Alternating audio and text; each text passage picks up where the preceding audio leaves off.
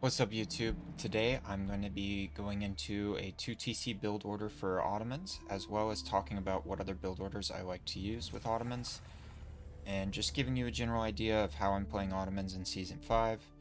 Um, yeah, let's hop right into it. So before I do the build order for 2TC, I'm just going to quickly, because I don't want this video to go forever, I'm going to quickly just go through all the matchups and talk about what different types of builds you can do. And for some reason, I cannot find. Here it is. This page shows all the civs. So let's get right into it. In an Ottoman Mirror, I think you're going to want to stay on 1TC and just mass units. Same build order I have last season. Just go to my page and you can sort by popular and you'll see it, or you can go to my playlist and see AoE 4 guides and you'll see the mass feudal all-in build from last season. That build is still fine. That's what I would do in an Ottoman Mirror. Basically, every game.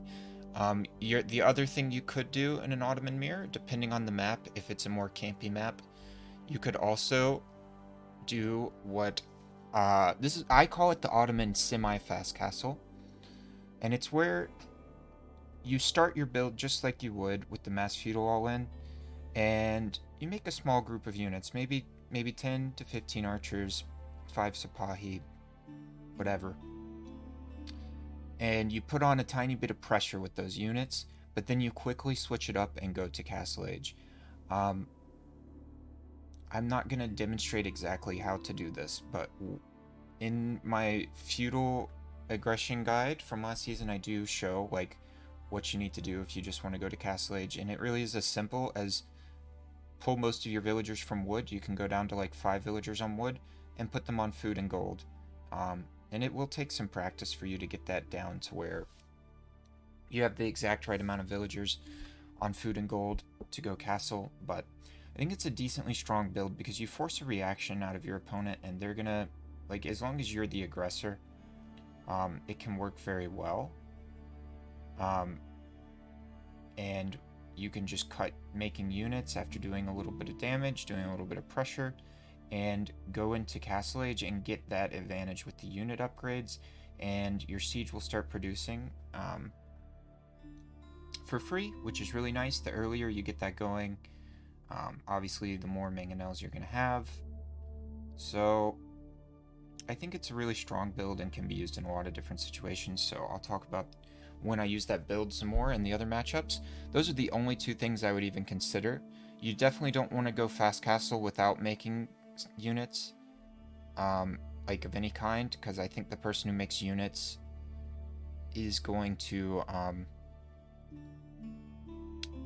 they're going to pressure, they're going to overwhelm the other opponent. Like, if you make no units whatsoever and your Ottoman opponent does make units there and they know how to use them, they're gonna do some damage, and it's probably not worth it to just go into castle if you're taking that damage, right?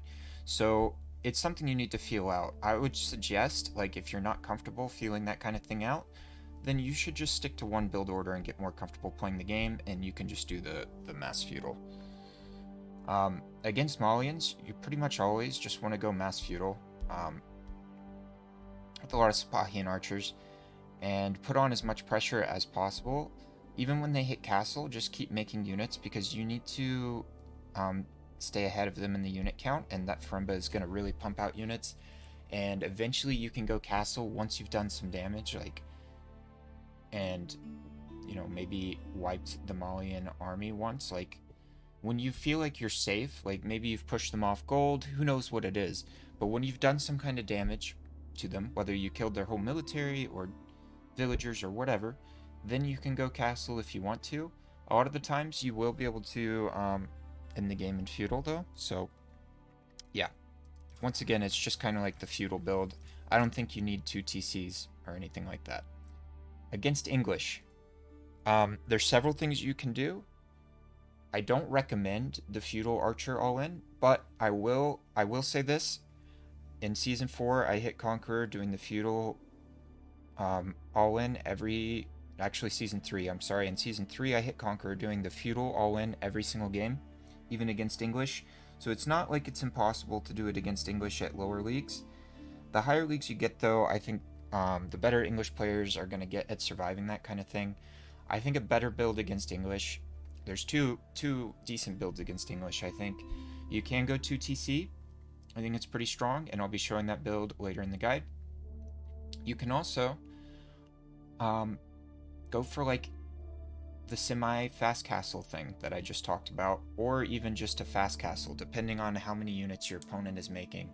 So you might not need to make a lot of units at all, and that is going to just come with, like, you need to be scouting, you need to see, hey, is the English player going 2 TCs? Is he going 3 TCs?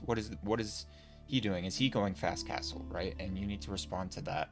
So if you scout your English opponent and they're going multiple TCs, you have a choice right then and there. Do I go multiple TCs?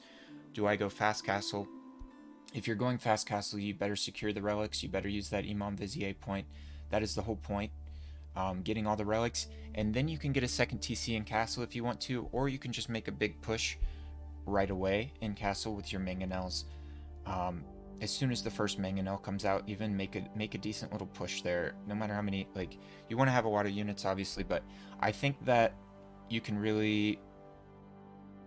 do really well and pressure the English opponent. You might even catch them building a white tower if they went multiple TCs into castle. So, and you might get a lot of damage done as they're building the white tower.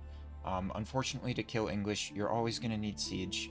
Like always, you're going to need something to take down their town centers, their white tower, because they're just too strong. They have the network of castles bonus as well as the TCs doing additional damage, and the white tower like having an instant keep the second they hit castle age.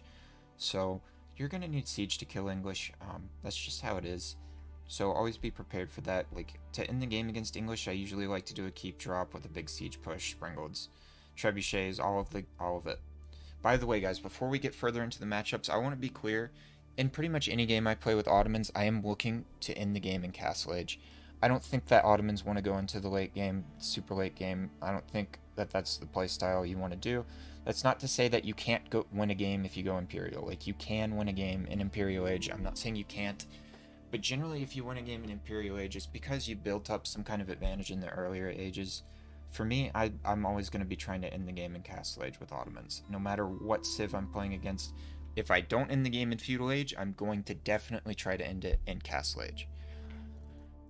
Against China, I think the 1TC all-in is going to be pretty strong most of the time. That's what I would do. You could experiment with the 2TC build or the fast castle build. If you wanted to be honest, I haven't played against a lot against China, but this season in particular, but I think the mass feudal all-in is still the way to go against China. You don't want the game to go too long against China. In Castle Age, they're going to have Nest of Bees, which is really annoying unit to deal with. You can deal with it with Springolds or, a good Sipahi, like catching the Nest of Bees out of position. But it's just easier to end the game in feudal against China. It's just, the later the game goes, I mean, yeah, China just gets stronger and stronger. So, personally, I'm just doing mostly the mass feudal all-in against China, and I might go Castle Age if I do a bunch of damage, and then try to end the game in early Castle Age. So, but ending the game in feudal age is even better if you can do it. Against French, you can skip archers for the early part of feudal age and just go for like spears and Sipahi. Now, once again, if the map is campy, like really campy, you might want to go 2TC against French. Otherwise, I would just do the mass feudal all-in with a lot of spears and Sipahi in the early feudal, and then drop the archery ranges later in feudal, and just get those archers pumping as well, because you want the archers because of the attack speed bonus from the meta. It makes archers really strong, do a lot of damage. So yeah, but you definitely want to have a good amount of spearmen. Go heavy on the spearmen, make more than one barracks. French knights, are strong. So against HRE, I almost exclusively do a fast castle. And you're going to use like a small amount of units to harass and try to delay their castle age. If you notice that the HRE player is going to TC, congratulations, you can get all the relics with your fast castle. And I do have a fast castle build order from last season that is still fine if you need to watch that, but pretty much any civ, guys, if you're going fast castle, the idea is to keep as few villagers on wood and other resources as possible, and just put your villagers on food and gold, usually no more than 6 villagers on gold, so it's really not that complicated to do a fast castle build. You will still open military school against HRE, which, by the way, I forgot to mention, against English you should always skip military school in the Dark Age. There's no reason to do it. But all the other civs here, I would do a Dark Age military school. The only civs that you should skip Dark Age military school again consistently would be English and Rus. You can also, though, depending on the map, you can skip the Dark Age military school as well. Like on maps like Marshland, where spearmen aren't going to get anything done on your opponent's gold on Marshland, right? Because the gold is within range of the TC.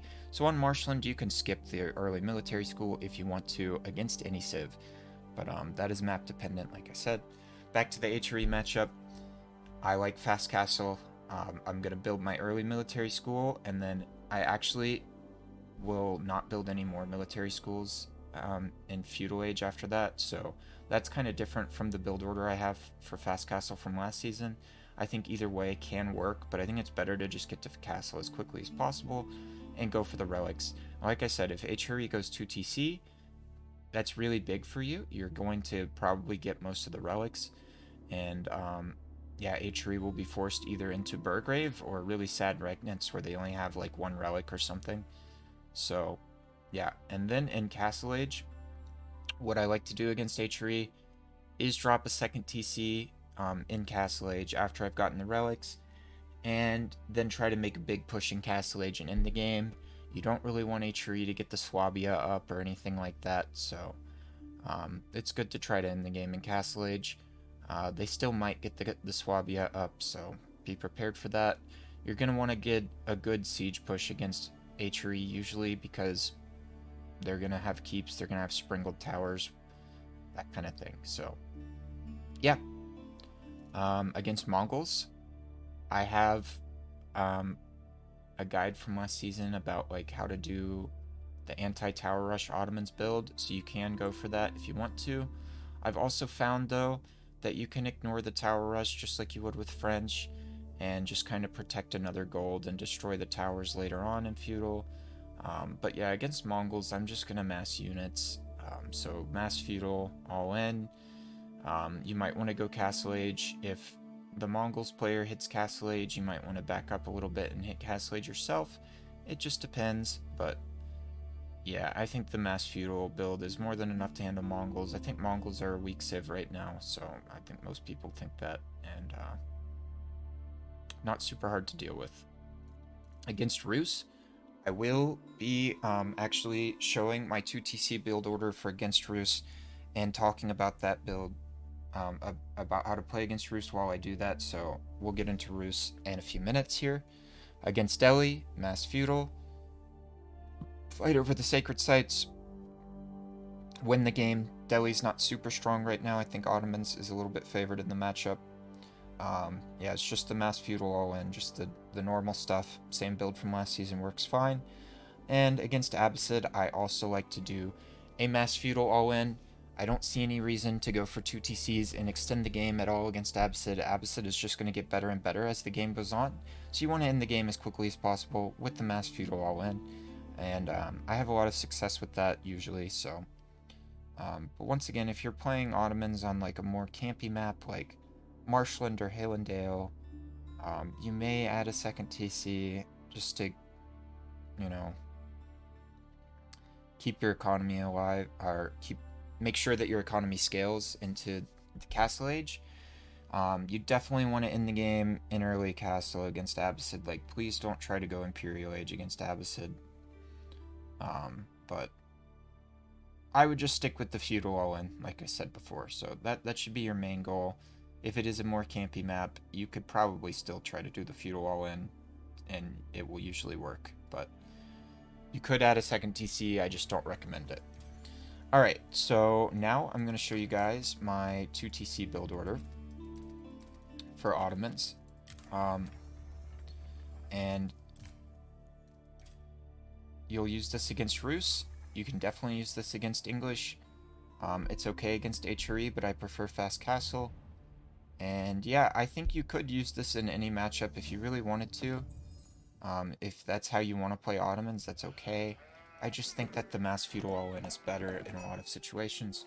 So, right off the bat, we'll be making a second scout. We're playing against Rus. If you're using this build against English, skip the second scout. Now, one thing that's important to note, if you're building the second scout and you're playing against Rus, you want to build your house with the food villager pretty early. But if you are playing against English and you're not making a second scout, you actually want to build the house with the first gold villager that goes out to gold. So a little difference there. I'm going to speed this up a tiny bit. We're going to be going to 7 vills on food. I'm looking at the wrong side. 7 fills on food here. And then we'll queue to gold, and we'll go up to 3 vills on gold. And I'm going to end up killing all the deer packs because it's an AI. You won't always get all the deer packs. By the way, what you should be doing is just scouting around your base with both scouts. Send one scout one direction. Try to find both of your deer packs. You want to find both of your deer packs and just deny those. Don't worry about running across the map and denying your Rus opponents' deer packs until after you've killed your own deer packs, I would say. Also, don't kill a lot of wolves. There's no, just let them have the wolves. It's more important to get sheep. Once you've gathered all the sheep around your side of the base and you've killed your wolf packs, then you can kill wolves if you want to, but prioritize finding sheep. Alright, so we've got 7 fills on food, and first gold villager is approaching the gold. He's making his mining camp. We're going to go up to 3 on gold, like I said earlier. We're not making an early military school against Rus, obviously. The reason for that being, it's just not going to get much done, right? Because Rus doesn't need to mine gold. Obviously, the AI is mining gold because it's stupid, but a real Rus player is not going to mine gold in Dark Age, so you have nowhere to attack. There's no reason to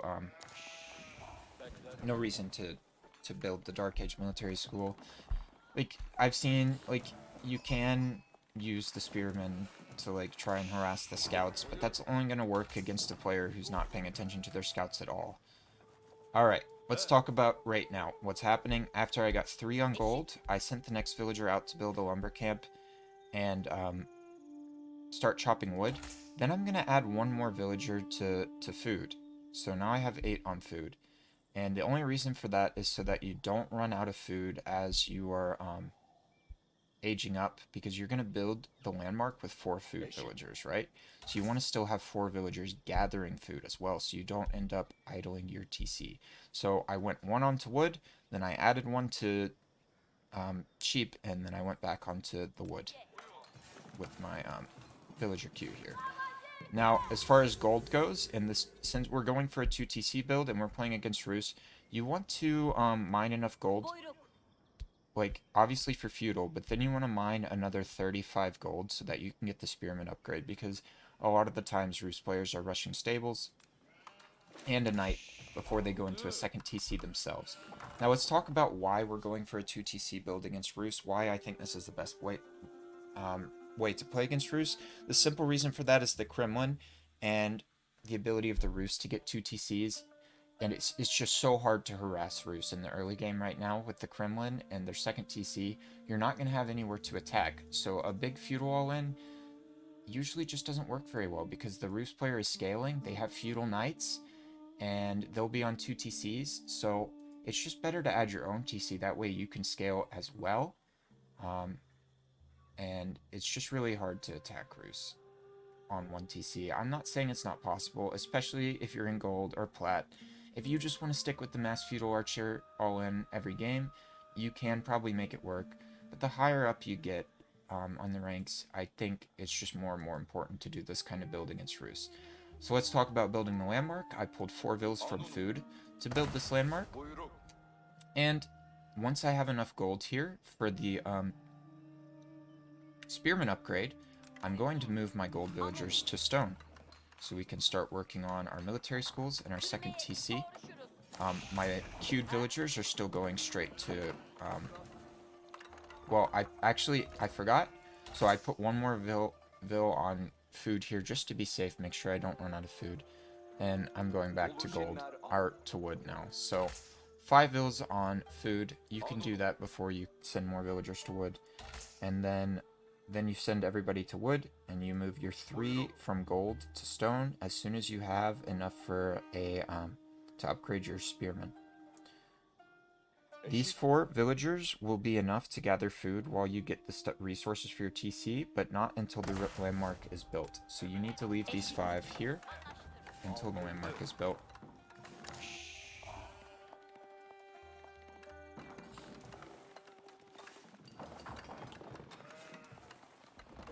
All new villagers still going to wood here. And you'll see once my landmark, and I'll put it in 1 times now, so we can talk about things as more things start happening and watch it at a normal speed. You can see as soon as my landmark gets really close to completing, and I like it to be like almost 90%, at that point, I'm going to pull all of these villagers to stone. You don't need these food villagers anymore. These 4 are going to gather from the berry landmark, and that will be more than enough for the time being. So make sure that you pay attention to these villagers and that they walk onto the berries, because sometimes they like to do stupid things instead. Don't ask me why. Sometimes they'll walk back to the sheep, but yeah. Now, at this point I want to get a barracks down because you do want to scout and make sure that they built the stable, but you won't always be able to see, especially if the Kremlin is in the way. So I think most of the time I'm just going to go ahead and drop my barracks before I do second TC and get out a couple spearmen just to defend my TC placement and my stone gather. Right, you don't need to defend this as much, although they can still be harassed here with knights. So you'll want to use your scout to find, you know, hey, did they build the stable? Are they making knights? And you want to follow the knights with your scout, just like you would against French, and be prepared for early knights against Rus, because a lot of players are rushing a knight or 2 out before they build the second TC. But right now, all my villagers are still going to wood. You don't have to queue any villagers to stone, right? Because we pulled the gold villagers and the food villagers to stone. There's no reason to send any villagers from TC out there. So now I've built a 1 barracks, and I was kind of chilling because it's against AI, but you should probably go ahead and build a couple spearmen here right away and then get the upgrade. Then you will be able to build a spearman or 2 even with just these villagers on food. And right now, we're going to keep gathering stone until we have enough stone for all the military schools and a TC. And we're going to build our first 2 military schools before we build the town center. I think that's an important distinction to make. You want to get these military schools up and running as early as possible. So my villager is out here building the military school. Once again, you want to build them in a pattern so that you can build a blacksmith, right, and affect as many military buildings as possible. And you can always test that. So at a certain point here after I finished this, I was like, oh, where do I want to put my second military school? And I tested it by, like, you press the buttons to build a barracks, but you don't actually, or a blacksmith, but you don't actually build the blacksmith. So I was able to see that if I put my blacksmith in the right location, I could actually fit another military school right next to this one. So that's what I did. And the correct word for that is the blueprint for the blacksmith, right? So I actually end up overgathering stone here a little bit, and that's okay. That's going to happen to you as well sometimes. But right now, we're looking to get a 450 stone, right? Because we want to have enough for the 3rd military school that comes from the Vizier point, as well as 350 for the town center. And the 2nd military school is going down now. And try to get these on Sipahi as soon as possible. You'll be getting spearmen from your barracks, so yeah, you'll have enough spears. You don't need to worry about queuing spears from your military school. It's not worth it. And we're not going to pay, like, the opponent, this is an AI, so, right, they're not doing anything, right? This isn't how it's going to look when you play against a real Rus player.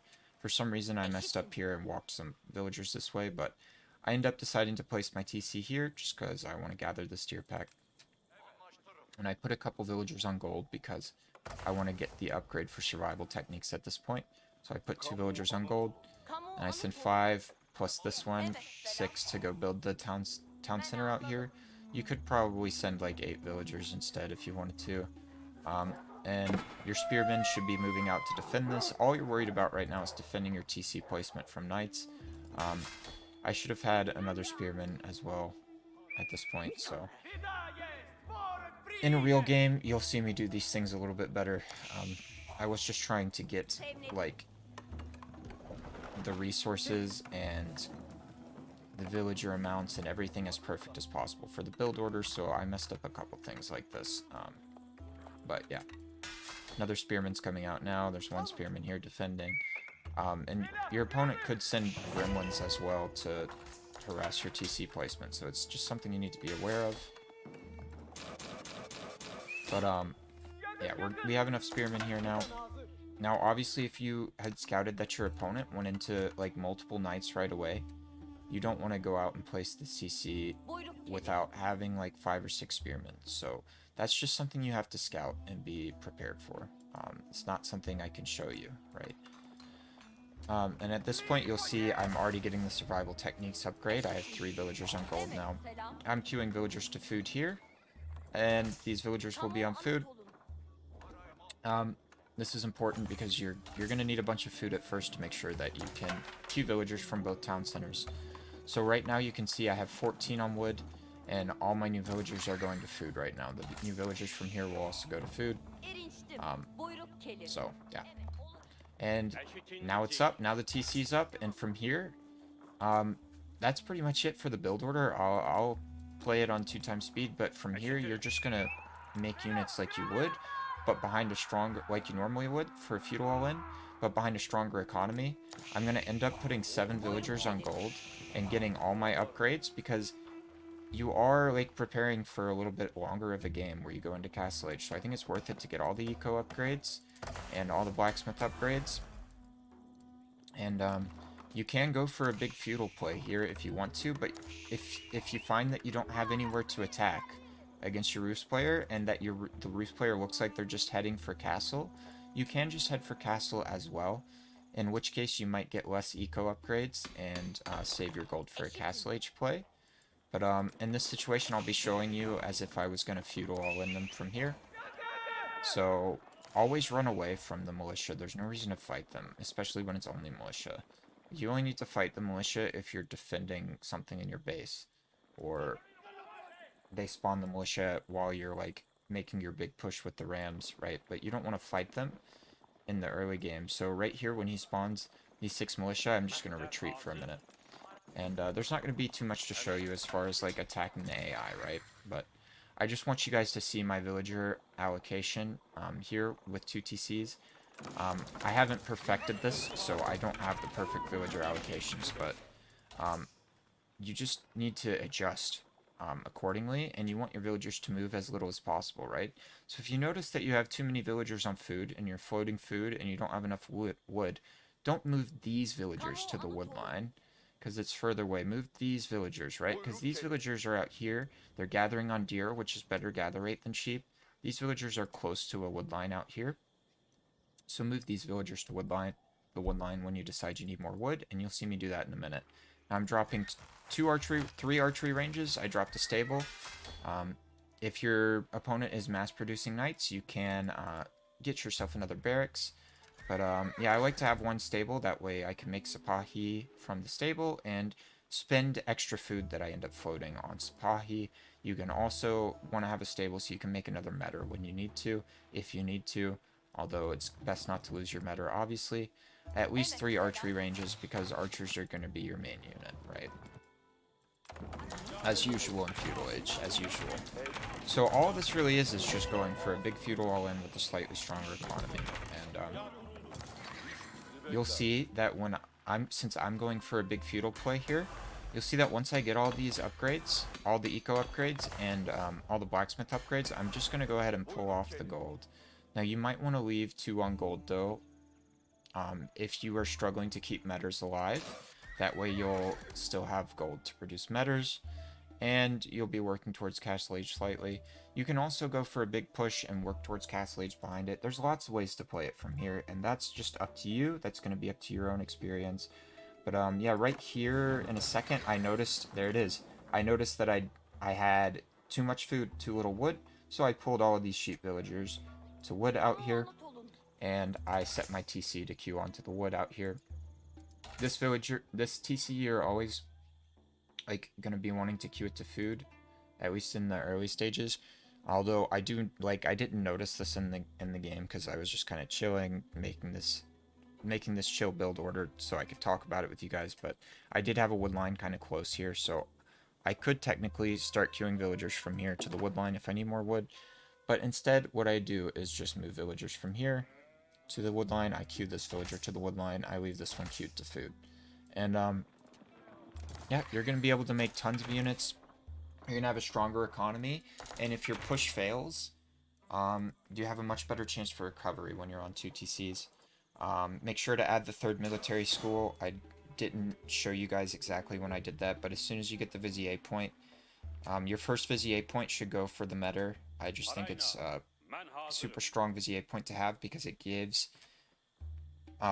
extra. It's like the Metter itself you can just get from a stable, right? But the Vizier point for the Metter gives you a bonus movement speed for your whole army when the Metters are in range of your army. And that isn't just for the first Metter that spawns for free, it's also for any Metters you make afterwards. It's a really strong Vizier point. So I always go for the Metter point first, then my second Vizier point is going to be the extra military schools. But yeah, that's going to be it, guys. That's the build order I like to use against Rus. Yeah, I said you can do this against English as well. And if you're doing it against English, you skip the first scout, like the second scout, I'm sorry, because you don't need that against English. And you can also probably just go for more of a semi-fast castle against English as well, where you make units and harass where you can, maybe on their gold, maybe on their wood line. But then go for Castle Age because it's really hard to kill English in Feudal Age. It just is. It's not impossible. It's it's not impossible. Like people take it the wrong way when I say that you can't kill English in Feudal Age. It's not impossible, especially in lower leagues. It's definitely possible, but I think it's better to just go for Castle Age. Try to kill English in Castle Age, because mangonels are going to be a really strong tool against English, and siege with range and like a keep drop is going to make it just so much easier for you to take down the English base. So yeah, that's my English 2TC build order. That's my view on Ottomans for this season. I hope you liked the guide. If you have questions, drop them in the comments. Like, comment, subscribe. If you made it this far, thanks for watching so much. I really appreciate all of you. And I hope that this guide helps you. So, yeah, that's it. Thanks so much, y'all. What's up, guys? I'm tagging this on to the end of the video because I forgot to talk about it, honestly. And that's going to be the Season 5 balance changes for Ottomans. And the main reason I forgot to talk about it is because it hasn't meaningfully impacted the way that I'm playing Ottomans too much. And that is to say that yes, I'm not saying the changes aren't impactful because Sipahi are a much better unit than they were in Season 4. That range is really insane, but it's still not changing the way I play it. You don't need to micro them in a certain way to take effect of that ability or that increased range. And I'm making just as many Sipahi as I did last season. I always put down a stable in Feudal Age, and I made some Sipahi, and I get Sipahi out of my military schools. It's just been the way I played for a long time, and that did not change this season. So, yeah, that's why I forgot to talk about it. There were some other minor changes as well.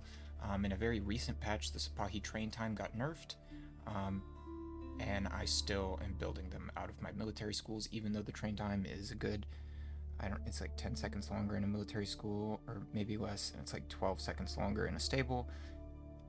I don't even think it's 12 seconds, I'm sorry. You know what, let's see exactly what it was right here, the Age of Empires patch. Season 5 update. I'll just scroll down to the Ottomans and we'll get the number exactly right for you guys, but and this isn't the most recent patch. Release notes.